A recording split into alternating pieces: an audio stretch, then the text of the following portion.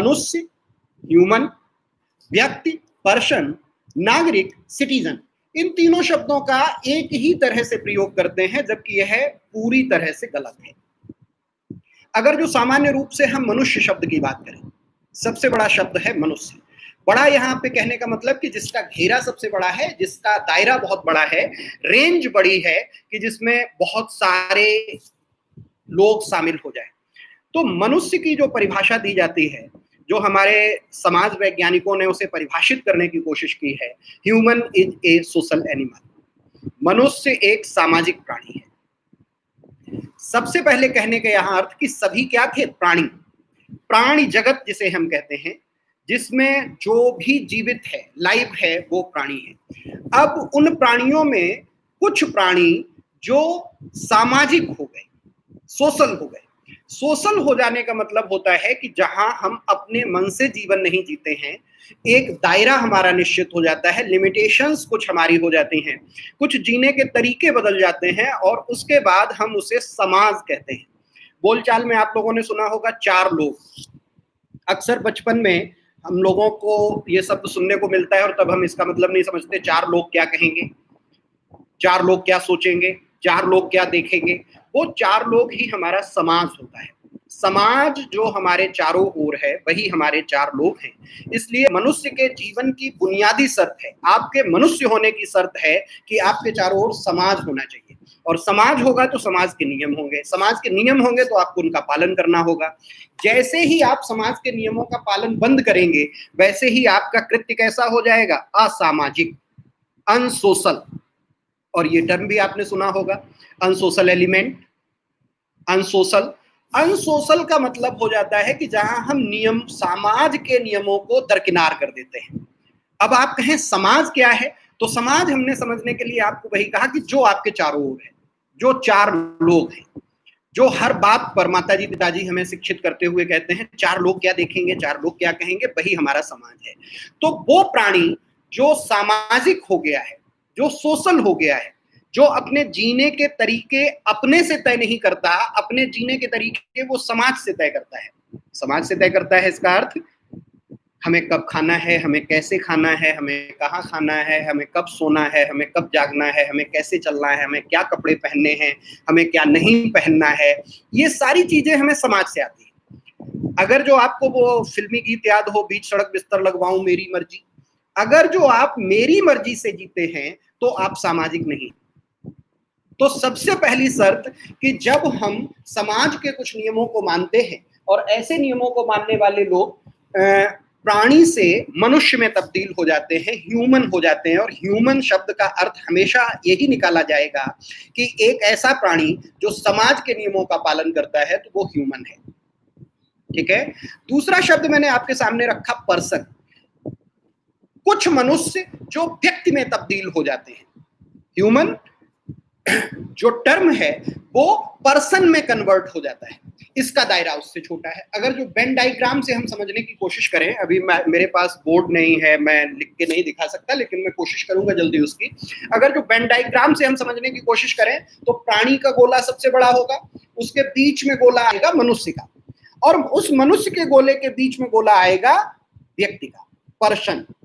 Person हम उन्हें कहते हैं, व्यक्ति हम उन्हें कहते हैं जो मनुष्य अपनी स्वयं की पहचान निर्धारित कर लेते हैं, आइडेंटिटी, जिसे हम अस्मिता कहते हैं हिंदी में। जैसे हमारा नाम हमारी पहचान है। अगर जो यहाँ पे बात करें तो मैं एक शिक्षक हूं, मैं एक टीचर हूं, तो मेरी आइडेंटिटी क्या है? टीचर होना। आप लोग विद्यार्थी हैं, तो आपकी आइडेंटिटी क्या है? आपकी आइडेंटिटी है विद्यार्थी। तो शिक्षक हमारी पहचान, विद्यार्थी आपकी पहचान, साथ ही एक पहचान आपका नाम, मेरा नाम। इसीलिए हमारी आइडेंटिटी कार्ड जो होते हैं, आईडी कार्ड, आईडी जिसे कहते हैं, वो हमारी पहचान है। ठीक है। जब कोई मनुष्य अपनी पहचान तय कर लेता है तो वो व्यक्ति हो जाता है। आज की तारीख में धरती पर लगभग सभी मनुष्य व्यक्ति हो चुके हैं, लेकिन आज से कुछ समय पहले भारत में, या अभी भी आप ग्रामीण अंचलों में अगर जो जाते हैं, बहुत दूर इंटीरियर में जाते हैं, तो बहुत सारे अभी भी प्राणी जो कि आपकी तरह दो हाथ पैर के हैं। अगर जो भारत के बारे में आप आदिवासी समाज के बारे में पढ़ते हो, और खास तौर से जैसे हम निकोबार कहते हैं, अंडमान निकोबार, उधर कुछ जनजातियां हैं जो अभी भी मनुष्य होने की प्रक्रिया में हैं।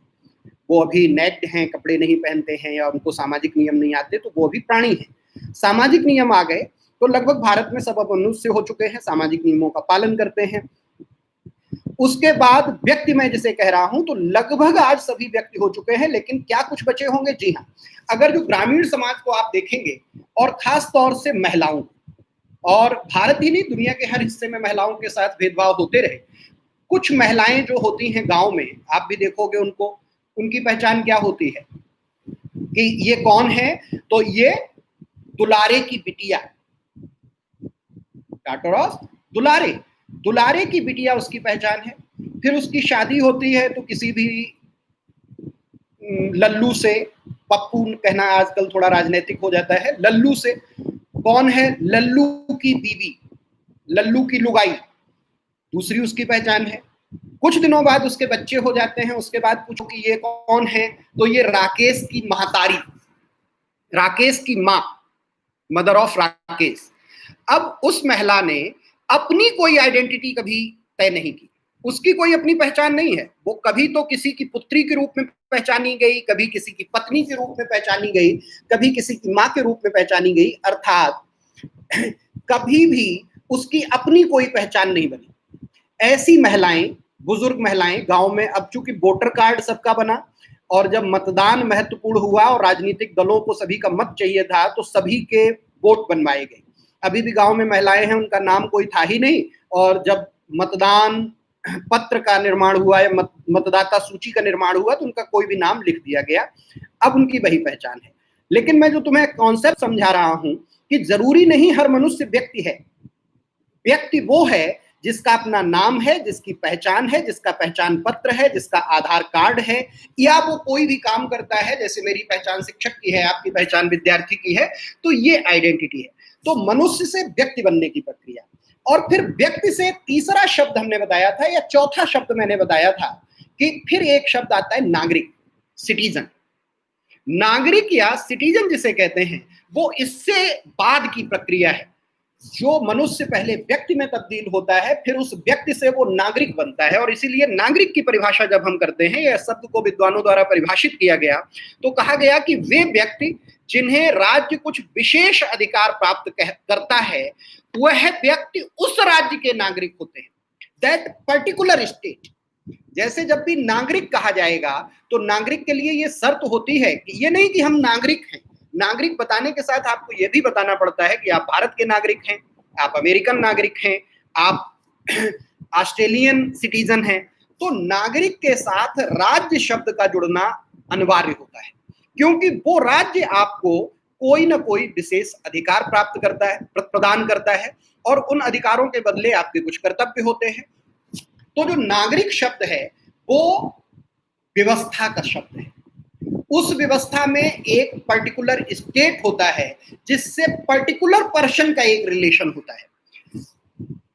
इसीलिए मैंने बताया कि जब हम मेंस में, मुख्य परीक्षा में उत्तर लिखते हैं, तो वहां यह हमें ध्यान रखना होता है कि मनुष्य का मतलब व्यक्ति नहीं है, व्यक्ति का मतलब नागरिक नहीं है, और नागरिक का मतलब मनुष्य नहीं है। यदि आपने उत्तर लिखते हुए कहीं व्यक्ति, कहीं मनुष्य, कहीं नागरिक कुछ भी प्रयोग कर लिया, तो इसका मतलब यह है कि आपका उत्तर गलत हो गया। जैसे आगे जब हम राज्य व्यवस्था में पढ़ेंगे, तो हमारे संविधान में जो हमें मूल अधिकार दिए गए हैं, फंडामेंटल राइट्स में कुछ राइट्स सिटीजन के लिए हैं, कुछ राइट्स व्यक्तियों के लिए हैं। अगर जो हम मूल अधिकार की बात करते हैं, तो भाग 3 में जो अनुच्छेद 12 से 35 के अंतर्गत व्यवस्था की गई है, उसमें कुछ अधिकार हम लोग अभी आगे पढ़ेंगे, और जब मूल अधिकारों पे बात होगी तो उनको याद भी करेंगे कि 15, 16, 19, 29, 30, article 15, article 16, article 19, article 29, article 30, ये 5 आर्टिकल हैं जो नागरिकों के लिए हैं। बाकी सारे मूल अधिकार भारतीय संविधान के किसके लिए हैं? व्यक्तियों के लिए हैं। जब हम व्यक्ति कह रहे हैं, तो यहाँ वो सारे व्यक्ति शामिल हैं जिनमें अमेरिकन सिटीजन भी है, जिसमें ऑस्ट्रेलियन सिटीजन भी है। तो इसलिए आज हमने पहला एक उदाहरण आपके सामने रखा कि जब भी हम पढ़ाई लिखाई करते हैं तो हमें डिक्शनरी की तरह हर शब्द का अंग्रेजी से हिंदी, हिंदी से अंग्रेजी नहीं करना है। हमें हर शब्द का मतलब समझना है, हर शब्द का मर्म समझना है, मीनिंग जानना है कि इसका मतलब क्या होता है। और जब तक हम वो नहीं जानेंगे तब तक हमारी पढ़ाई लिखाई में वो धार नहीं आएगी। आंसर राइटिंग करते समय जब आप शब्दों के बारे में नहीं जानते, रटा रटाया आप यूज कर लेते हैं, तो उससे कहीं ना कहीं आपके उत्तर में जो पूछ रहा है एग्जामिनर वो बात नहीं आ पाती। इसलिए इस पे मैंने ध्यान दिया। और वैसे भी आप सामान्यतः जैसे किसी बच्चे से पूछो व्हाट इज एम्पैथी, ये यूपीपीसीएस का बड़ा पसंदीदा टर्म है। जब से ये सिलेबस का बदलाव हुआ है 2013-14 से यूपीपीसीएस एम्पैथी टर्म पे खूब फोकस करती है। अब एम्पैथी कह दिया आपने, तुरंत बता दिया सर एम्पैथी का मतलब होता है परानुभूति। किसी ने पीसीएस के दूसरे साल का पेपर देखा तो उसने बताया सर समानुभूति।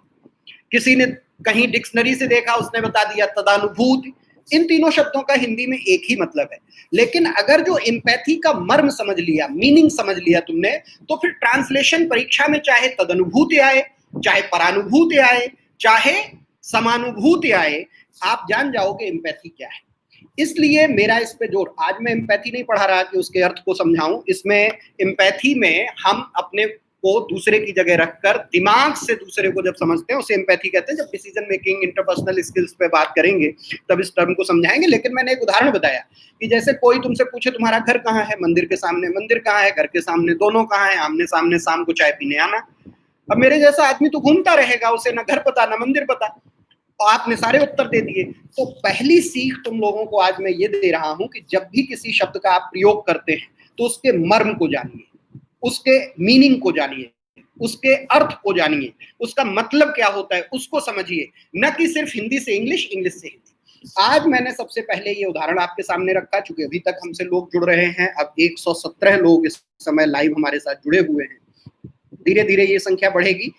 आज पहला प्रयोग है। तकनीकी रूप से मैं भी बहुत सक्षम नहीं हूं और मुझे बहुत अनुभव नहीं है इस तरह से स्क्रीन पे पढ़ाने का, लेकिन मैं कोशिश कर रहा हूं कि आप लोगों को इस माध्यम से जोड़ सकूं और आपसे अपनी बात रख सकूं। तो पहली चीज मैंने आपको समझाई कि हर शब्द जो मैं प्रयोग करूं या जो आप किताब में पढ़ते हो या डेली रूटीन में अखबार पढ़ते हो, न्यूज़पेपर सुनते हो, चूंकि दरअसल बीच में स्कूलों की शिक्षा पद्धति रटने पर फोकस हो गई, इसलिए शब्द के अर्थ को समझने की प्रक्रिया खत्म हो गई। हम लोगों को हर शब्द को ध्यान से समझना है। आज हम बात करेंगे एक एक शब्द को समझने की कोशिश पर। जैसे अभी सबसे पहले मैंने, कुछ विद्यार्थी अभी जुड़ रहे हैं, 120 की संख्या अब हुई है हमारे सामने। जैसे अभी मैंने आपको बताया कि नागरिक, जब कोई आपसे पूछे तो आप ये नहीं कहोगे सिटीजन, या कोई आपसे सिटीजन पूछे तो आप नागरिक नहीं बताओगे, आप उसका अर्थ बताओगे कि वह व्यक्ति जिसको राज्य कुछ विशेष अधिकार प्रदान करता है, वह व्यक्ति उस राज्य का नागरिक होता है। यदि कोई आपसे कहता है ह्यूमन, व्हाट इज ह्यूमन, आप क्या कह देते हो? मनुष्य। नहीं, ये उत्तर नहीं होगा आपका। Human is a social animal. या हिंदी में पूछता है मनुष्य क्या है, तो इसका उत्तर ये नहीं होगा कि ह्यूमन। मनुष्य क्या है? एक सामाजिक प्राणी है। इस तरह से आज से उत्तर देने की आप लोग आदत डालेंगे। पहला ये ध्यान था, क्योंकि जब हम संविधान को समझते हैं, भारतीय संविधान को वकीलों का स्वर्ग कहा जाता है, हेवन ऑफ द एडवोकेट्स। तो ये हेवन क्यों है, ये स्वर्ग क्यों है? क्योंकि यहाँ पर शब्द के अर्थ से निर्णय बदल जाते हैं। आप लोगों को बहुत सारी ऐसी जानकारियां होंगी, चूंकि हम लाइव आकर सोशल मीडिया पे कई ऐसे उदाहरण नहीं दे सकते हैं आपको, लेकिन आप देखते हो कि बहुत चर्चित सलमान खान साहब वाला केस था, हरीश साल्वे जैसे वकील साहब ने उसको किस परिणाम तक पहुंचा दिया, आप सब लोग बखूबी जानते हैं। तो ऐसे तमाम मुकदमे, तमाम निर्णय संविधान के आधार पर होते हैं, जिनमें कि शब्दों का ही खेल। संविधान की किताब में बेयर एक्ट, जब हम डिस्कस करेंगे एक एक आर्टिकल फर्स्ट से आपके साथ शुरू करेंगे संविधान की सामान्य समझ बनाने के लिए, तो आप लोग देखोगे कि कॉमा कहाँ लगा है उससे ही पूरा अर्थ बदल जाता है। किस शब्द का प्रयोग हुआ है उससे अर्थ बदल जाता है। इसीलिए पहली सीख दी है कि व्यक्ति अलग है, मनुष्य अलग है, नागरिक अलग है, प्राणी अलग है। अब जहां जो शब्द प्रयोग होना चाहिए वही होगा। खैर, अब हम भारतीय राज्य व्यवस्था पे बात शुरू करते हैं। 121 का आंकड़ा है, बड़ा शुभ अंक है, और 121 122 विद्यार्थी हो तो क्लास भरी हुई है, इसलिए अब मैं अपनी बात शुरू करता हूँ। तो भारतीय राज्य व्यवस्था पे बात शुरू करने में एक शब्द आता है राज्य, स्टेट। इंग्लिश में हम इसे स्टेट कहते हैं, हिंदी में से राज्य कहते हैं। राज्य का अर्थ क्या होता है? तो सामान्यतः जब हम कभी भी संविधान का अध्ययन करते हैं तो यहाँ पे राज्य का अर्थ सत्ता के संदर्भ में होता है। वह है जो व्यवस्था बना रहा है, जो व्यवस्था चला रहा है, उसके रूप में। इसीलिए सत्ता का दूसरा अर्थ हम सरकार ले लेते हैं। लेकिन यहाँ पे हमें याद रखना है कि स्टेट का अर्थ गवर्नमेंट नहीं होता। स्टेट मींस गवर्नमेंट नहीं है, लेकिन स्टेट का रिप्रेजेंटेशन चूंकि गवर्नमेंट करती है तो हमें यही लगता है कि स्टेट का मतलब गवर्नमेंट है। दूसरा एक स्टेट का अर्थ होता है राज्य। आप लोग कहते हो ना सेंट्रल गवर्नमेंट ये कर रही है, स्टेट गवर्नमेंट ऐसा कर रही है। जैसे 30 तारीख को गाइडलाइन अनलॉक के बारे में सेंट्रल गवर्नमेंट ने दी और 31 तारीख को स्टेट गवर्नमेंट ने दी। यहाँ पे स्टेट का अर्थ क्या आप लोग कर देते हो? प्रदेश के संदर्भ में, जबकि ये गलत है। यहां पर प्रोविंस टर्म यूज होना चाहिए, अर्थात प्रांत। ठीक, लेकिन फिर एक कंफ्यूजन आता है पॉलिटी पढ़ते हुए।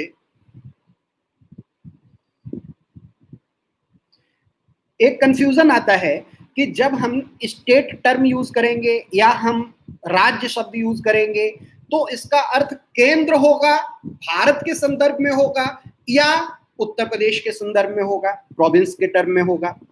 इसको यह ध्यान रखना है, इसमें आपको सिर्फ ये ध्यान रखना है कि संदर्भ क्या है उसका। एक चीज दोस्तों यहां पे आप लोगों को फिर ध्यान दिला दूं, शब्द अपने आप में ब्रह्म होता है। इसे एक उपमा दी जाती है। ब्रह्म का अर्थ होता है जिससे सब कुछ बनता है, तो शब्द से ही सब कुछ बनता है। इसलिए शब्द किस संदर्भ में प्रयुक्त हुआ है तब उसका अर्थ तय होता है।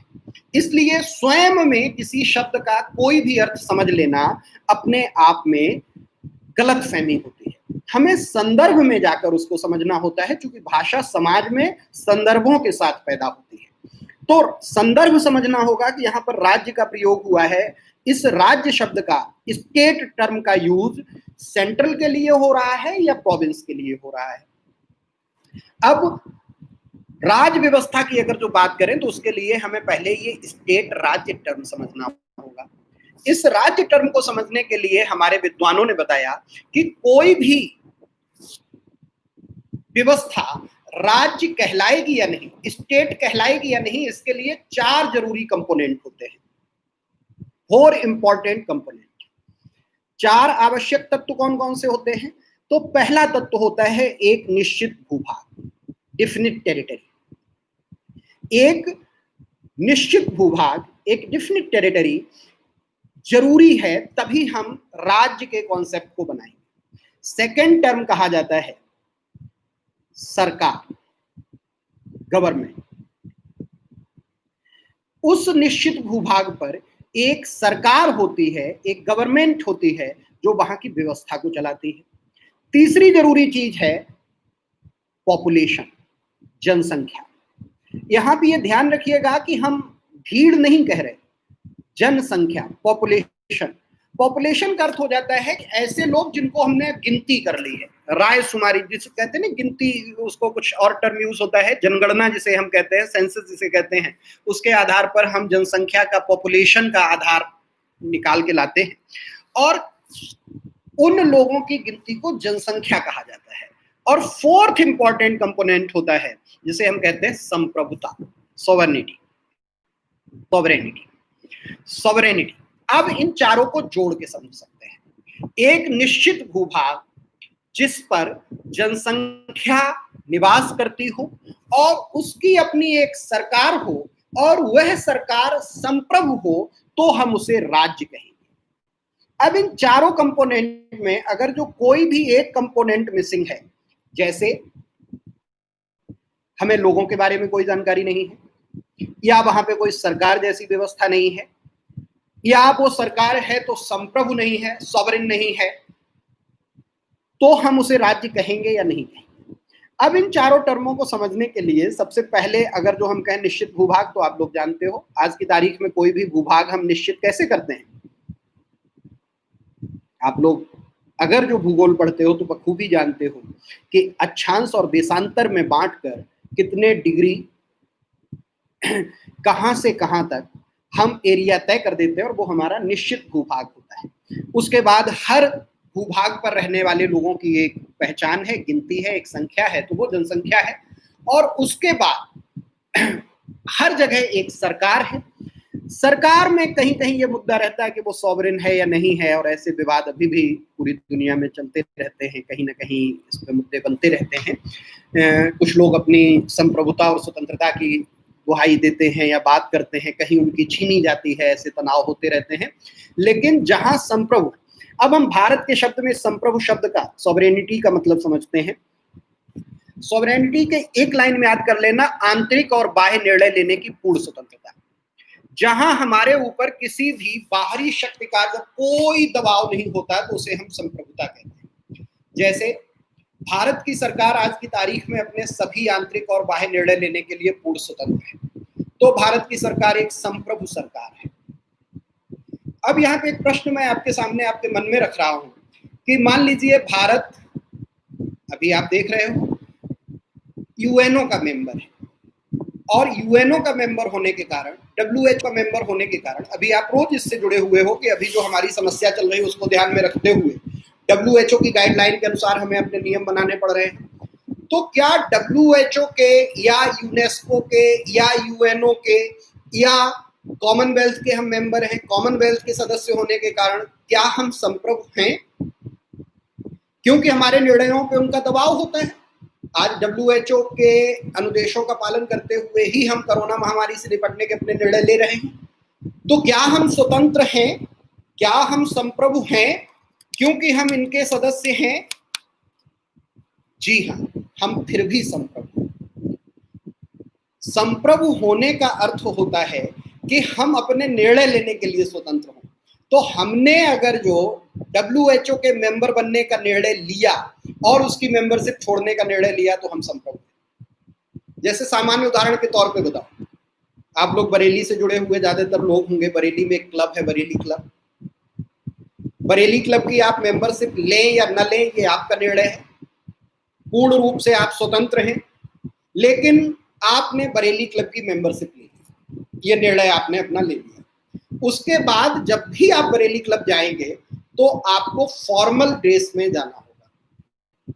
अब उनका ड्रेस कोड है कि आपको पैंट शर्ट कोट पैंट और लेदर शूज पहन के ही जाना होगा। चप्पल पहन के आप क्लब नहीं जा सकते।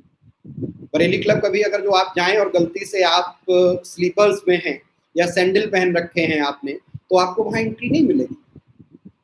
हमारे जैसे मास्टर लोगों के साथ ये गलती हो जाती है कि वो बहुत ज्यादा चप्पल जूता पे ध्यान नहीं देते।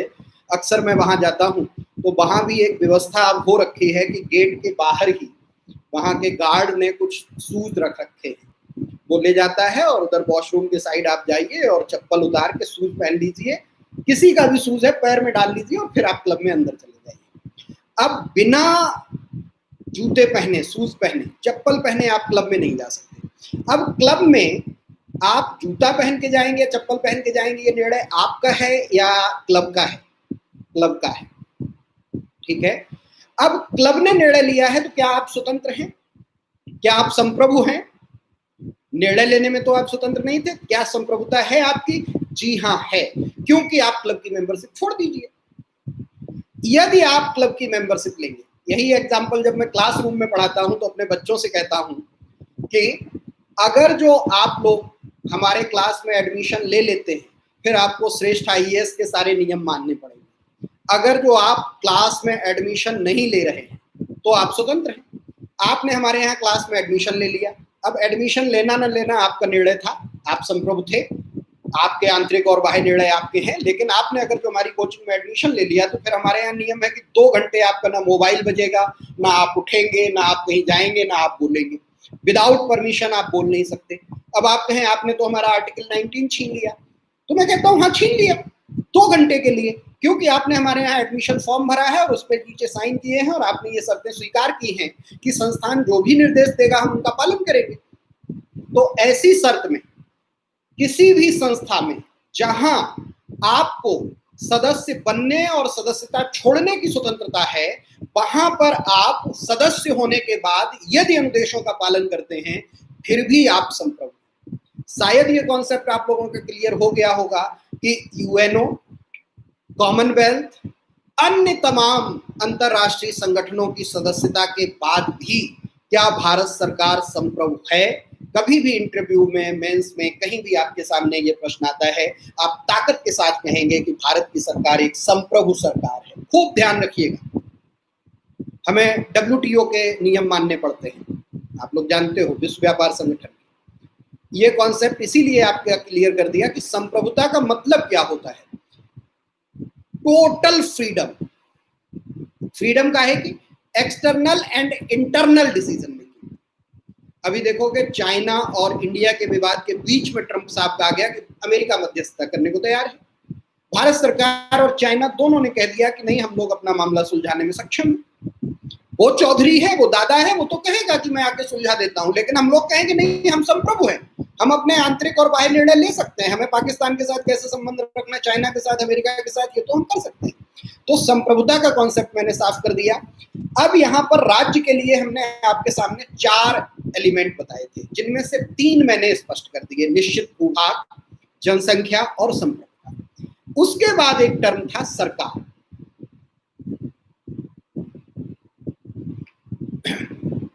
आप लोग बीच बीच में जो कमेंट कर रहे हो, इंडिया ने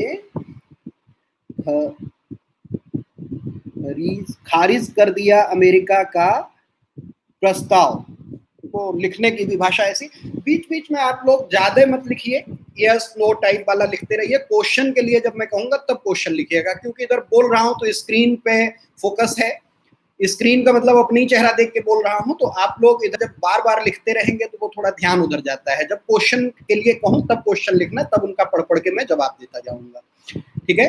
तो हमने, हाँ ध्यान मत दीजिए, इसको कहीं से हाइड करने का ऑप्शन आ जाए, मैं अभी तकनीकी रूप से उतना सीख नहीं पाया, लेकिन फिर ये पूरा बंद हो जाएगा लाइव चैट। चलने दो, खैर मैं कोशिश करता हूं कि मेरा ध्यान उधर न जाए। आप लोग क्वेश्चन बाद में पूछिएगा, बीच में आप क्वेश्चन लिखोगे तो मैं माफी चाहता हूं, बस इतना ही कर सकता है कि उधर ध्यान नहीं दूंगा और वो प्रश्न आपके छूट जाएंगे। जब प्रश्न के लिए कहूं तब पूछना। आज पहला दिन है, आप लोग हमें माफ करेंगे, धीरे धीरे हम उसको अभ्यस्त हो जाएंगे। शिक्षक बहुत उदार होता है, बहुत जल्दी वो चीजों के साथ ढल जाता है, बदल जाता है। हाइड कर देंगे तो फिर कुछ नहीं दिखेगा, बाई चांस मेरी आवाज ही गायब होगी तो भी मुझे ना पता लगेगा, इसलिए चलने दो। खैर मैं इतना समझदार हूं, मैं कुछ ना कुछ कर लूंगा, आप लोग तो एकदम सिखाने लगते हो। खैर थैंक यू, आप लोग हमारे शुभचिंतक हो। फिर आते हैं मुद्दे पे। चौथा टर्म था सरकार, गवर्नमेंट। हमने आपको निश्चित भूभाग बता दिया, जनसंख्या बता दी, हमने संप्रभुता बता दी। अब यहाँ पे रोक कर मैं एक बार पूछ ले रहा हूं कि संप्रभुता का जिसको कॉन्सेप्ट न समझ में आया हो या कोई प्रश्न रह गया हो तो वो हमसे पूछ ले। अगर जो किसी के भी मन में कोई भी ऐसा प्रश्न हो संप्रभुता से संबंधित, तो वो हमसे पूछ सकता है।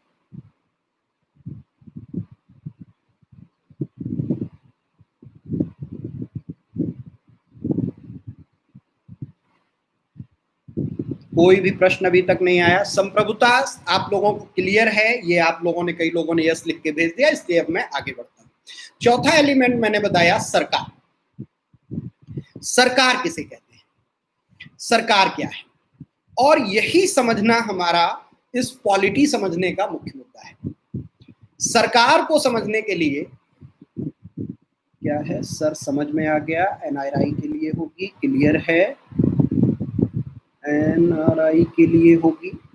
क्या एनआरआई के लिए होगी, ये नहीं समझ पाया, एनआरआई के लिए क्या होगी। एनआरआई का मतलब और कुछ नहीं होता है, ये हमारे वित्तीय नियमों के लिए बनाया हुआ टर्म है। फेमा कानून के तहत इसे परिभाषित किया गया था।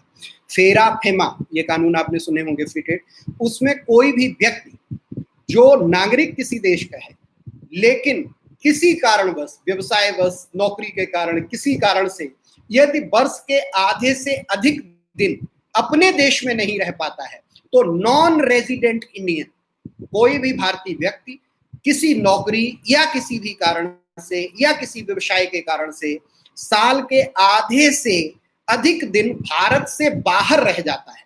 365 दिन होते हैं तो 182 183 दिन। जब आप लोग आईटीआर, जो एनआरआई होते हैं, जो आईटीआर भरते हैं, तो उनके आईटीआर में उनको डेज काउंट करके देने पड़ते हैं कि पूरे 365 दिन में, जैसे अब आईटीआर भरा जाएगा तो उनसे पूछा जाएगा कि 1 अप्रैल 2019 से 31 मार्च 2020 के बीच कितने दिन आप भारत में थे, कितने दिन विदेश में थे। अब आप लोग कहोगे उन्हें कैसे याद होगा, तो जो हमारा पासपोर्ट होता है उस पर जब भी हम देश से जाते हैं तो एक मोहर लगती है, और जब देश में आते हैं तब एक मोहर लगती है, जिस देश में जाते हैं वहां की मोहर लगती है। तो वीजा, पासपोर्ट हमारी इस बात की गवाही होती है कि 365 दिन में कितने दिन हम देश में थे, कितने दिन बाहर थे, और उससे तय हो जाता है। तो एनआरआई का यहाँ पर संप्रभुता से कोई लेना देना नहीं है। मैं समझ नहीं पाया क्या होगी क्या नहीं होगी, क्या पूछ रहा है बच्चा। खैर, हम अब सरकार पर आते हैं। सरकार के मुख्य रूप से 3 अंग कहे जाते हैं। हम लोग बोलचाल में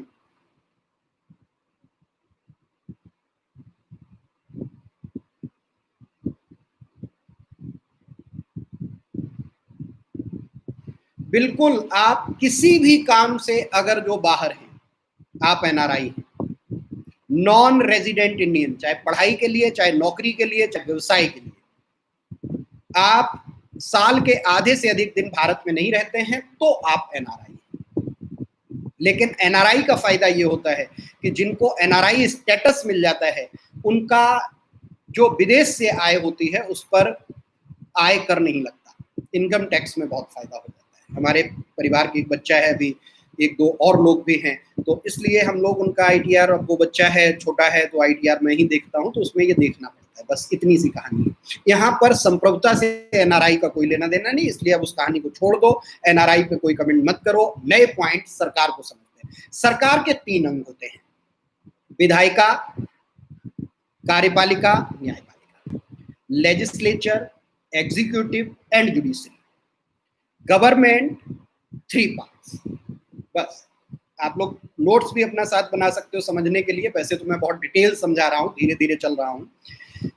सबसे पहली चीज कि सरकार के 3 हिस्से, 3 पार्ट्स। पहला, विधायिका, सबसे इंपॉर्टेंट पार्ट। विधायिका का मुख्य कार्य होता है कानून बनाना, लॉ मेकिंग, विधि एवं कानून का निर्माण। क्या नियम होंगे, क्या कानून होंगे, ये काम हमारे देश में कौन तय करता है? विधायिका। इसीलिए भारत में विधायिका को एक अन्य नाम से भी जाना जाता है, जिसे हम कहते हैं संसद, legislature, also called parliament in India. Bharat में विधायिका को हम संसद भी कहते हैं। तो विधायिका का अर्थ संसद, और विधायिका के संसद के 3 हिस्से होते हैं, 3 पार्ट्स। फर्स्ट, प्रेसिडेंट, राष्ट्रपति। Second, Lok Sabha, house of the people. Third, Rajya Sabha, council of state. ठीक, इसलिए सरकार का पहला अंग विधायिका, जिसे भारत में संसद कहा जाता है, लेजिस्लेचर, पार्लियामेंट, उसके 3 पार्ट, प्रेसिडेंट, लोकसभा, राज्यसभा। हमारे यहाँ देश में जो कानून बनने की प्रक्रिया है, उसमें राज्यसभा या लोकसभा में कोई भी सदस्य प्रस्ताव रखते हैं, उस प्रस्ताव पर वहां बात होती है, वहां पर उस पर विचार होता है, वोटिंग होती है, और जब वो पास हो जाता है तब वो प्रस्ताव दूसरे सदन में जाता है। लोकसभा में आया है तो राज्यसभा, राज्यसभा में आया है तो लोकसभा, और जब दोनों सदनों से पास हो जाता है तब वो राष्ट्रपति के पास जाता है, और यदि प्रेसिडेंट उस पर साइन कर देते हैं तो वह, आप लोगों को कमेंट में उत्तर नहीं देने हैं, ठीक है? अर्पित तोमर साहब, यहाँ पर आपको हमें सुनना है, न कि हमें बताना है। हमें पता है, आप लोग जानते हो, कक्षा में हर तरह के विद्यार्थी होते हैं, हम लोग जब लाइव भी पढ़ाते हैं, लेकिन विद्यार्थी के लिए शिक्षक की नैतिकता होती है कि वह कक्षा के सबसे कमजोर व्यक्ति को टारगेट करके चलता है। आप लोग तो पढ़े लिखे लोग हो, आपको तो ये सारी चीजें पता है, क्योंकि आज हम इंट्रोडक्शन शुरू कर रहे हैं, अभी तो हमने कुछ पढ़ा ही नहीं है, अभी तो हम संविधान क्या है, व्हाट इज कॉन्स्टिट्यूशन, यहाँ तक भी नहीं पहुंचे हैं, तो आपको ये सारी चीजें पता है। लेकिन हाँ ठीक है, उससे डिस्टर्ब होता है। एक प्रश्न हमारे पास आया, संप्रभुता का सिद्धांत राज्य की वास्तविक सर्वोच्चता पर बल देता है या राज्य की विधिक सर्वोच्चता पर? ठीक, यह शब्द सिर्फ भाषागत तरीके से कठिन लग रहा है, इसमें कुछ भी नहीं है। राज्य की वास्तविक सर्वोच्चता पर बल देता है या राज्य की विधिक सर्वोच्चता पर, दोनों ही बातें एक ही। विधिक सर्वोच्चता क्या है? कानून बनाने की, लॉ सुप्रीमेसी, और वास्तविक सर्वोच्चता रियल सुप्रीमेसी। कोई भी स्टेट होगा ही नहीं, तो वास्तविक सर्वोच्चता है, हाँ। विधिक सर्वोच्चता है, सारे कानून हम बनाएंगे। हमारी पार्लियामेंट ने कोई कानून बनाया, 370 पर हमारी पार्लियामेंट ने कानून बनाया, पाकिस्तान ने उस पर खूब तमाम शिकायतें की, लेकिन ये क्या थी? हमारी संप्रभुता। हमारी विधिक सर्वोच्चता भी है। बल किस पर देता है? दोनों पर, वास्तविक सर्वोच्चता पर और विधिक सर्वोच्चता पर। ठीक है, ये अलग से एक प्रश्न आ गया था, इसलिए उसको क्लियर कर दिया है। फिर हम सरकार पर आ जाते हैं। सरकार के 3 हिस्से, विधायिका, कार्यपालिका, न्यायपालिका। Legislature, executive and judiciary. जो विधायिका है उसके 3 हिस्से, उसे संसद भी कहते हैं, राष्ट्रपति, लोकसभा, राज्यसभा। इसका मुख्य कार्य क्या होता है? कानून बनाना। विधायिका जो कानून बनाती है, उसी कानूनों का पालन कराना, क्रियान्वयन कराना, execution of law. Execution of law कौन काम करता है? एग्जीक्यूटिव, जिसे हम कार्यपालिका कहते हैं। यह सरकार का दूसरा हिस्सा होता है। और सरकार का तीसरा हिस्सा होता है न्यायपालिका। न्यायपालिका जिसमें न्यायालय हमारे आते हैं। ठीक है, न्यायपालिका भारत में जब पूछा जाए कि कितने स्तर है न्यायपालिका के, कितने हिस्से हैं न्यायपालिका के, तो आप लोग ध्यान रखिएगा, भारत में एकीकृत और सर्वोच्च न्यायपालिका है। न्यायपालिका स्वतंत्र न्यायपालिका है, माफी चाहता हूं, सर्वोच्च नहीं, स्वतंत्र न्यायपालिका है। भारत की न्यायपालिका एकीकृत और स्वतंत्र न्यायपालिका है। सर्वोच्च टर्म यूज मत करना, क्योंकि अमेरिका की न्यायपालिका सर्वोच्च न्यायपालिका है, भारत की न्यायपालिका एकीकृत और स्वतंत्र न्यायपालिका है। भारत में जो सर्वोच्च न्यायालय है वो न्यायालय के संदर्भ में सर्वोच्च है, न कि देश के संबंध में। इसीलिए कहा जाता है कि भारत में 2 शब्द भारतीय संविधान में भ्रामक हैं। उच्चतम न्यायालय इसीलिए उसे कहा गया है, सर्वोच्च न्यायालय, सुप्रीम कोर्ट। उच्चतम न्यायालय के इंग्लिश ट्रांसलेशन किया गया, जब हिंदी किया तो हमने सर्वोच्च न्यायालय नहीं कहा, हमने क्या कहा? उच्चतम न्यायालय। न्यायालयों में सबसे ऊपर, इसलिए वो उच्चतम न्यायालय है। सुप्रीम कोर्ट भ्रामक शब्द है, सुप्रीम नहीं है कोर्ट हमारे यहाँ। हमारे यहाँ लेजिस्लेचर और जुडिशरी में एक बराबर का संबंध है। ठीक, तो न्यायपालिका एकीकृत और स्वतंत्र न्यायपालिका, इसीलिए उच्चतम न्यायालय, उच्च न्यायालय और जिला न्यायालय एवं सत्र न्यायालय, अधीनस्थ न्यायालय सब एक साथ जुड़े हुए होते हैं। इसीलिए इसे हम पिरामिड के रूप में देखते हैं।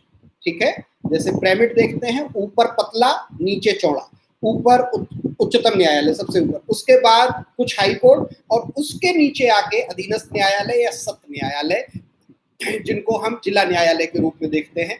तो उच्चतम न्यायालय नियम किसके तय करता है? उच्च न्यायालय किसके अधीन? उच्च न्यायालय के अधीन कौन काम करता है? अधीनस्थ न्यायालय, जिला न्यायालय, सत्र न्यायालय। तो इस प्रकार से भारत में न्यायपालिका आपस में जुड़ी हुई है, सबसे ऊपर जाकर एक और नीचे वो फैलती चली जाती है। लेकिन उच्चतम न्यायालय के ही सारे नियम कानूनों का पालन उच्च न्यायालय करते हैं, और उच्च न्यायालय के नियमों का पालन अधीनस्थ न्यायालय करते हैं। ठीक है, भारत की न्यायपालिका कार्य क्या करती है, तो इसमें ध्यान रखिएगा कि भारत की न्यायपालिका, जुडिशरी ऑफ इंडिया, सबसे पहले लोकतंत्र की रक्षा, हमारी डेमोक्रेसी को कोई खतरा ना हो। दूसरा, अधिकारों और कर्तव्यों की रक्षा, हमारे जो अधिकार हैं और हमारे राज्य के जो कर्तव्य हैं। अब यहाँ पे कर्तव्य ये ध्यान नहीं रखना कि व्यक्ति के कर्तव्य नहीं, अधिकारों कर्तव्यों, व्यक्ति के भी अधिकार, राज्य के भी अधिकार, व्यक्ति के कर्तव्य और राज्य के कर्तव्य। तो राज्य और व्यक्ति के कर्तव्यों को हमने न्यायालय में बात ही नहीं बनाया, लेकिन उनका आधार कहीं ना कहीं बनता है। ये जब हम डीपीएसपी और एफडी पे बात करेंगे तब उस पर बात करेंगे। लेकिन अधिकारों की रक्षा, पहला पॉइंट लोकतंत्र की रक्षा, फिर अधिकारों की रक्षा, और उसके बाद एक आता है कि संविधान की रक्षा। संविधान की रक्षा की जो शपथ होती है वो हमारे प्रेसिडेंट की होती है, राष्ट्रपति की होती है। जब आगे हम राष्ट्रपति के बारे में पढ़ेंगे तो संविधान की रक्षा की शपथ तो वो लेते हैं। उनकी शपथ में 3 शब्द यूज होते हैं, प्रिजर्व, प्रोटेक्ट एंड डिफेंड। परिरक्षण, संरक्षण, प्रतिरक्षण, इन तीनों की शपथ तो राष्ट्रपति लेते हैं, लेकिन उनका यह काम निभाता कौन है? उच्चतम न्यायालय। इसीलिए भारत में गार्जियन ऑफ द कॉन्स्टिट्यूशन, संविधान का अभिभावक कौन है? तो इसका उत्तर होता है न्यायपालिका या उच्चतम न्यायालय। दोनों का एक ही अर्थ है। न्यायपालिका एकीकृत है, इंटीग्रेटेड है।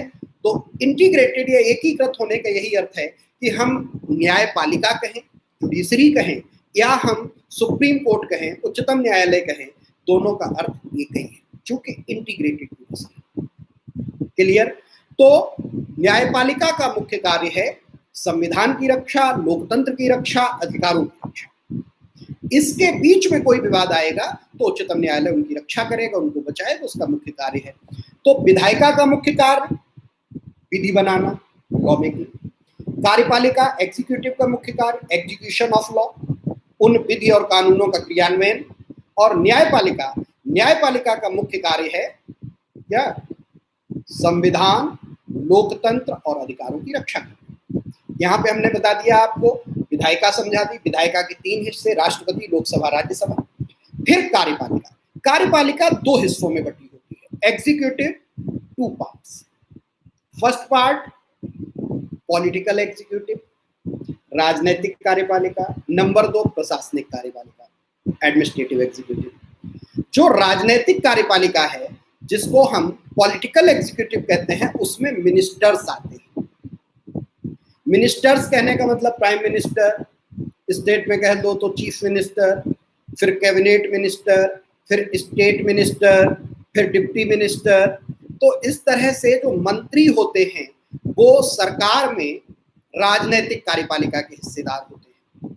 और जो अधिकारी होते हैं, आईएएस, पीसीएस, आईपीएस, या जो भी ऑफिसर्स या कोई भी राज्य सरकार का कर्मचारी, अधिकारी, ये सब क्या होते हैं? एग्जीक्यूटिव के वो हिस्से जो प्रशासनिक कार्यपालिका का हिस्सा है। इसीलिए इसको एडमिनिस्ट्रेटिव एग्जीक्यूटिव कहते हैं। अब यहाँ पर एक ध्यान तुम लोग रखना, जो सामान्यतः बच्चे कंफ्यूज हो जाते हैं कि कौन विधायिका का हिस्सा। अब जैसे हम देश की सरकार के संबंध में समझें, केंद्र सरकार के संबंध में, वैसे ही हम राज्य में समझ जाएंगे कि हमारे सांसद बरेली से 2 हैं, आदरणीय श्री संतोष गंगवार जी और आदरणीय श्री धर्मेंद्र कश्यप। अगर जो आप देखोगे तो सांसद होने का अर्थ ही है member of parliament. Member of parliament, संसद सदस्य। मेंबर ऑफ पार्लियामेंट वो संसद के सदस्य हो गए। संसद क्या है? अभी हमने बताया विधायिका, तो वो क्या हो गए? Member of legislature. तो आदरणीय संतोष जी और आदरणीय धर्मेंद्र कश्यप जी क्या हैं? लेजिस्लेचर के मेंबर। लेकिन इन दोनों में फिर एक अंतर हो जाता है कि आदरणीय संतोष जी को एग्जीक्यूटिव का भी हिस्सा बना दिया गया। उनको एक दोहरी जिम्मेदारी दे दी गई। मेंबर ऑफ पार्लियामेंट के रूप में वो लेजिस्लेचर के पार्ट होने के नाते अपनी जिम्मेदारी निभा ही रहे थे, साथ ही उनको एग्जीक्यूटिव में पॉलिटिकल एग्जीक्यूटिव का हिस्सा बनाया गया और उनको सेंट्रल गवर्नमेंट में मिनिस्टर बना दिया गया। एक ही संतोष जी हमारे बेचारे विधायिका के भी हिस्से हैं और कार्यपालिका के भी हिस्से हैं। लेकिन हमारे धर्मेंद्र कश्यप जी विधायिका के तो हिस्से हैं, लेकिन कार्यपालिका के हिस्से हैं जी नहीं। अब शायद आपको ये कॉन्सेप्ट क्लियर हो गया होगा कि विधायिका का हिस्सा होना और कार्यपालिका का हिस्सा होना। अधिकारियों को तो समझ रहे हैं आप सभी लोग, यहाँ जुड़े हो अधिकारी बनने के लिए। आप लोग आईएएस पीसीएस हो जाओगे तो किसके हिस्से हो जाओगे? एडमिनिस्ट्रेटिव एग्जीक्यूटिव के, प्रशासनिक कार्यपालिका के हिस्से हो जाओगे। और अभी आप लोग उसकी तैयारी में हो। इसीलिए तो आप सीधे सरकार के हिस्से हो जाओगे। फिर आपकी गाड़ी पे भारत सरकार, उत्तर प्रदेश सरकार, दरवाजे पे भारत सरकार, कार्ड पे भारत सरकार, आई कार्ड पे भारत सरकार, हर जगह भारत सरकार, सरकार के हिस्से हो जाओगे। लेकिन हम जहां कंफ्यूजन होता है उसे समझा रहे। एग्जीक्यूटिव में दो हिस्से होते हैं, एक राजनीतिक कार्यपालिका, दूसरा प्रशासनिक कार्यपालिका। राजनीतिक कार्यपालिका में मिनिस्टर्स आते हैं, सारे मंत्री होते हैं। राज्य की सरकार होगी तो राज्य सरकार के मंत्री, केंद्र की सरकार होगी तो केंद्र सरकार के मंत्री। लेकिन सांसद होने का मतलब विधायिका के हिस्से। ऐसे ही प्रदेश में अभी आपके यहाँ 9 विधायक हैं बरेली में। 9 विधायक में अभी कोई भी मंत्री नहीं है, लेकिन कुछ दिनों पहले आपके आदरणीय राजेश अग्रवाल जी और आदरणीय धर्मपाल सिंह जी को दोहरी जिम्मेदारी मिली हुई थी कि वो एमएलए थे, मेंबर ऑफ लेजिस्लेटिव असेंबली, राज्य की विधानसभा के सदस्य थे। आदरणीय पप्पू भरतौल जी, आदरणीय डीसी वर्मा साहब, श्याम बिहारी लाल जी, सारे लोग ये भी एमएलए थे। लेकिन इन दो लोगों को दो जिम्मेदारी दे रखी गई थी, दोनों को अलग अलग। एक को उत्तर प्रदेश सरकार का वित्त मंत्री बना रखा गया था, दूसरे को उत्तर प्रदेश सरकार का सिंचाई मंत्री। किन्हीं कारणों से आज उनसे राजनीतिक कार्यपालिका की जिम्मेदारी वापस ले ली गई, अर्थात मंत्री पद वापस हो गया। अब दोहरा बोझ था, उनके पास एक ही काम बचा है। ये तो उनके हिसाब से ठीक हुआ होगा कि ज्यादा काम रहता होगा। लेजिस्लेचर के हिस्से तो सारे एमएलए हैं, लेकिन जो मंत्री बन जाएंगे योगी जी के मंत्रिमंडल में, वो राजनीतिक कार्यपालिका के बीच से हो जाएंगे। संतोष जी, धर्मेंद्र जी से ये एग्जाम्पल समझ में आ गया होगा, इससे समझ में आ गया होगा। तो हमने तुम्हें सरकार बताई। सरकार का अर्थ क्या हुआ, जिसके 3 हिस्से, विधायिका, कार्यपालिका, न्यायपालिका। विधायिका का मुख्य कार्य कानून बनाना, लॉ मेकिंग करना।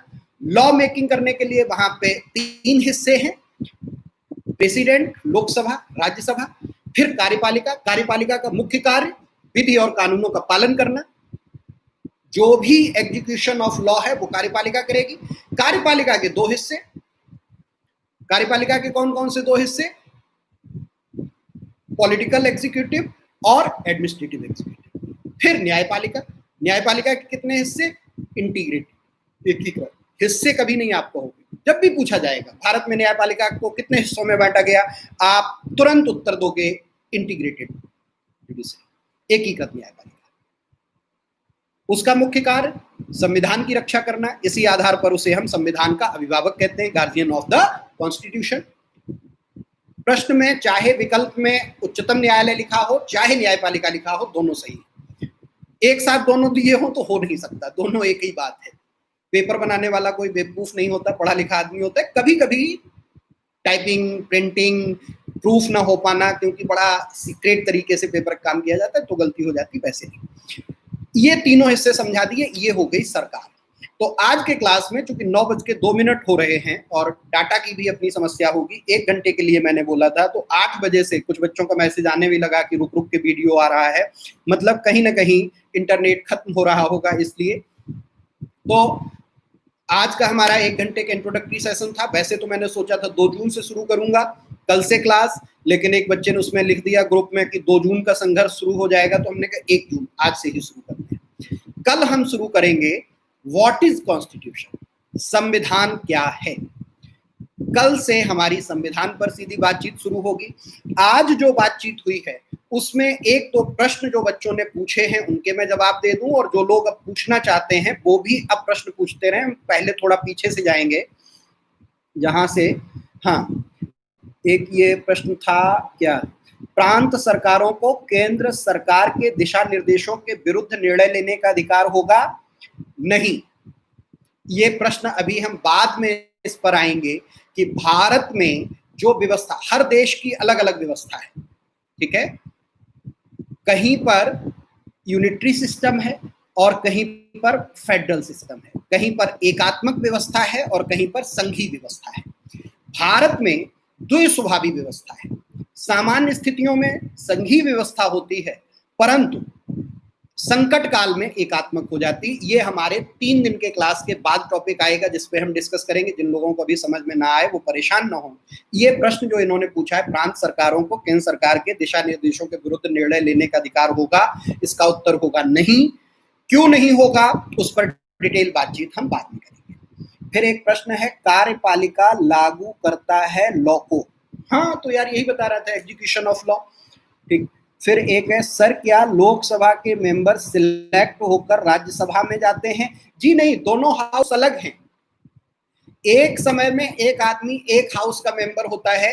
कुछ कारणों से कभी कभी ऐसा होता है कि एक हाउस छोड़ के दूसरे हाउस में जाना, या वो सरकार की व्यवस्था के पार्टी पॉलिटिक्स है इंडिया में। अभी इस पे हम बात करेंगे दलीय राजनीति, पार्टी पॉलिटिक्स। तो पार्टी पॉलिटिक्स में पार्टी को अपने समीकरण साधने के लिए कई ऐसे काम करने होते हैं। जैसे अमित शाह साहब पिछली जब सरकार थी उस समय मंत्री नहीं थे, वो राज्यसभा के सदस्य थे। इस बार वो लोकसभा से चुन के आए हैं और इस बार वो गृह मंत्री हैं। इसलिए कभी भी कोई व्यक्ति या तो उस समय वो राज्यसभा का सदस्य है या लोकसभा का सदस्य है, सांसद है तो वो किसी हाउस का मेंबर है।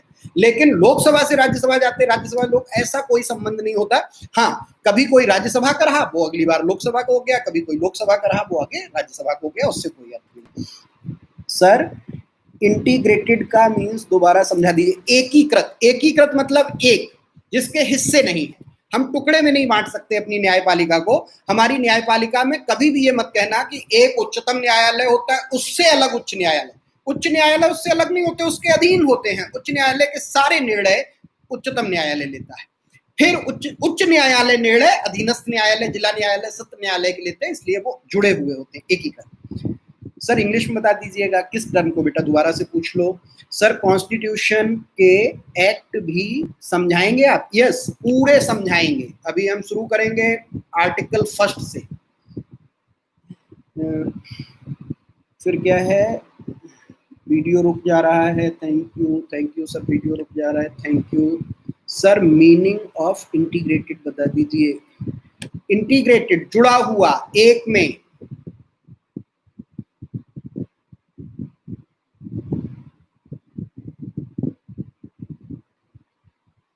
फिर एक क्वेश्चन है, सर बहुत अच्छा पढ़ाया। अरे यार ये सब का मतलब नहीं। क्वेश्चन, हाँ, उच्चतम न्यायालय को किसके बराबर माना?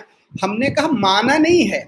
जैसे अभी आगे हमारी ये व्यवस्था आएगी कि दो तरह के संविधान होते हैं, कहीं पार्लियामेंट्री सुप्रीमेशी होती है और कहीं जुडिशियल सुप्रीमेशी होती है। हिंदी में कहते हैं कहीं संसदीय सर्वोच्चता है और कहीं न्यायिक सर्वोच्चता है। जैसे ब्रिटेन में संसदीय सर्वोच्चता है।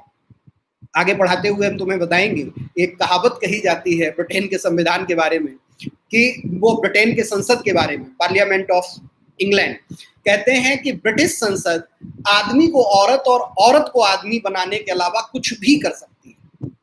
ठीक, ये किसी विद्वान ने टर्म दिया कि आदमी को औरत, औरत को आदमी बनाने के बजाय कुछ भी कर सकती है, मतलब वो कुछ भी कर सकते हैं। तो इतने ताकतवर उनकी संसद है। उसके विपरीत अमेरिका, अमेरिका में जुडिशियल सुप्रीमेशी है, वहां न्यायिक संप्रभुता है, वहां न्यायालय सबसे ऊपर है। हमारे देश में दोनों में संतुलन बनाया गया है, एक बराबर दोनों को रखा गया है। हमारे देश की व्यवस्था, कल ये प्रश्न हमारा आएगा कि सर्वोच्च स्थिति किसके पास होती है, तो सबसे ऊपर जनता, जनता अर्थात संविधान। ये कल हम बताएंगे जब प्रस्तावना पे बात करेंगे। उसके बाद व्यवस्था में कौन आता है, तो राष्ट्रपति। वो सबके हिस्से में जोड़ दिया हमने। वो न्यायपालिका के भी जजों को नियुक्त करता है, वो विधायिका का भी हिस्सा होता है। तो विधायिका और न्यायपालिका को फिर हम बराबर पे लाके रख देते हैं और एक नाजुक संतुलन है। इसीलिए जब जब हमारे देश में न्यायपालिका ज्यादा ताकतवर होने की कोशिश करती है तो उसको हम कहते हैं न्यायिक सक्रियतावाद, और कभी कभी संसदीय व्यवस्था ज्यादा ताकतवर होने की कोशिश करती है तो हम कहते हैं कि न्यायपालिका की स्वतंत्रता पर प्रहार हो रहा है। भारत में दोनों को बराबर लाके छोड़ा गया है।